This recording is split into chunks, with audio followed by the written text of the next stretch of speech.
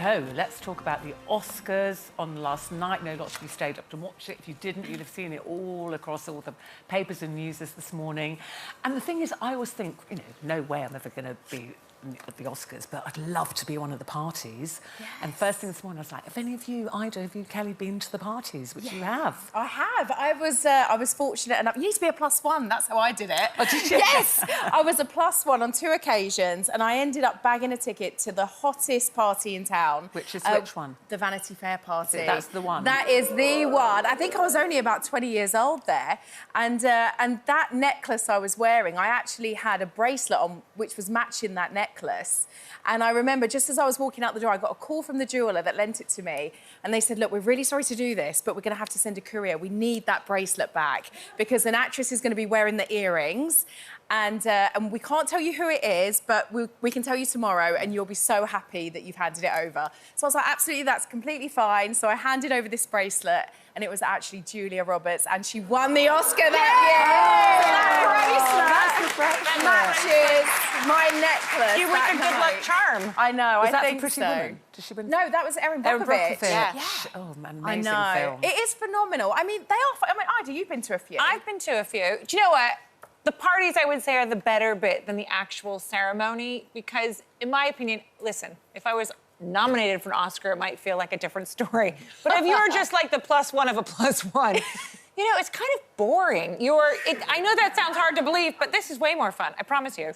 You're just sat in this big auditorium, and it goes on for hours. No food, no beverage. You have to go hike yourself all the way over, and you're really uncomfortable dressed. You have to shimmy over and kind of get a beverage. And every now and then you might see a fun celebrity and kind of make fun about how boring it is. But besides that, you're just sat in the seat and you're just going through it. You can't fast forward it like you can on TV or pause it.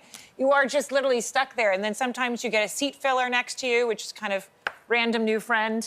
But there's not much going on. The parties are good. Parties are good. You have to be invited. You can't blag your way into these parties. No, I think it might be an awkward blag if you tried to. I mean, they do have tons of security. Although at one party, not the Oscars, speaking of jewelry, I did have one actress who I will not say, who had turned down the necklace I was wearing and then decided when she saw me that she would prefer to have my necklace. And she on the actual night? On the actual night. And I'd kind of worn the dress around the necklace and she literally took it off me at the party, to which I'm such a people pleaser, I did not know what to do. You're not going to tell us who it is? Absolutely, backstage I will. She'll tell us later. And then the security, because, you know, there's tons of security for these jewels. You're talking about 10, 15, $20 million jewels. They rushed her and she was like, it's fine. And then she gave me like 2 little dinky earrings and then left me From Claire's Accessories. Yeah. I was like, burr, burr, burr. So yeah, It is a scramble. A lot of people talking about Demi Moore today because she lost out, of course, on the Best Actress award for her role in The Substance. Now, this is a film about being an older actress, being overlooked in Hollywood. So it's ironic in a way. Demi's 62. She lost out to Mikey Madison, who's 25, I think. And lots of people are saying, you know, is that not a telling thing, Denise, that a film that she starred in, which is about how difficult it is for women ageing in Hollywood, actresses? It is, and I honestly, of the two, I preferred her... You know, it's very difficult to say what's the best performance, isn't it? Because they were both brilliant. And having said that, she has won a Golden Globe, a Critics' Choice, so she had, you know, she wasn't overlooked for those ones. But it would have been great. And you know what? I love the renaissance of Pamela Anderson, Demi Moore, who were in kind of bubblegummy sort of things and never given credit for the brilliant actors. It happened with John Travolta as well, when he did Grease and Saturday Night Fever, was always brilliant. So I'm thrilled, because I think that sometimes older actresses who have been very beautiful struggle more than those who maybe haven't been so beautiful, if you know what I mean. Who've always been character actresses tend to have a more longevity of a career than those who've been stunningly beautiful. But I thought The Substance was such an amazing film, and I think her performance was really stand out. Yeah. But do you think women are still overlooked in the industry? When you're as beautiful as me, it's difficult. But you are beautiful, Denise. And as a young actress, you were a sexy, glamorous actress. And do you think that held you back, getting the roles that you would have liked to have played? No, I really don't. No, I really don't. Thank you.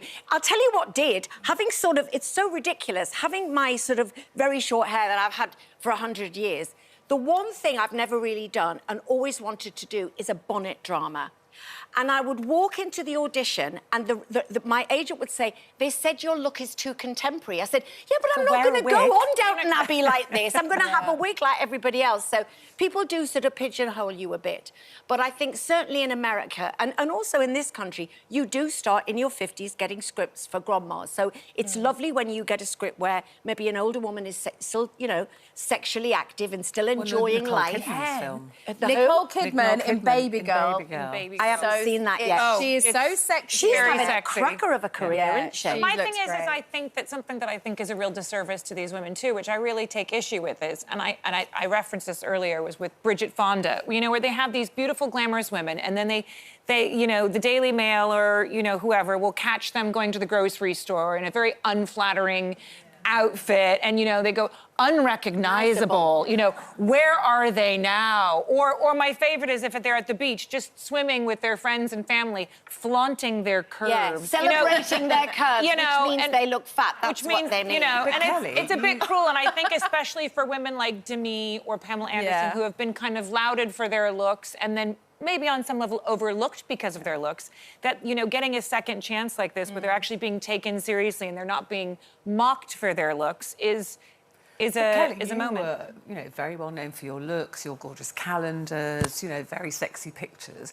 If somebody asked you now to recreate that, you know, would you do something in little denim shorts and a bikini top? And do you feel comfortable doing that? Do you know what? And I do think actresses like Nicole Kidman and Halle Berry and Salma Hayek, I do think there are women out there, like sexy women, that are really embracing getting older and just defining the odds of like what it is to be an older woman. And so I do feel really confident as I get older that actually our bodies are here to celebrate. Like, what a fortunate position to even have that choice. So you wouldn't panic and think, I need to lose weight, or I need to change my hair, or do you do it just as you are now? No, I just think I had enough of my career where I was criticised and read a lot of those headlines, you know, Kelly flaunts her curves and things like that, which you're right, they do allude to being slightly overweight or, you know, and it's just, I just think as you get older, you just have to block that out and you just have to have so much more confidence. And I think I have had more confidence as I've got older.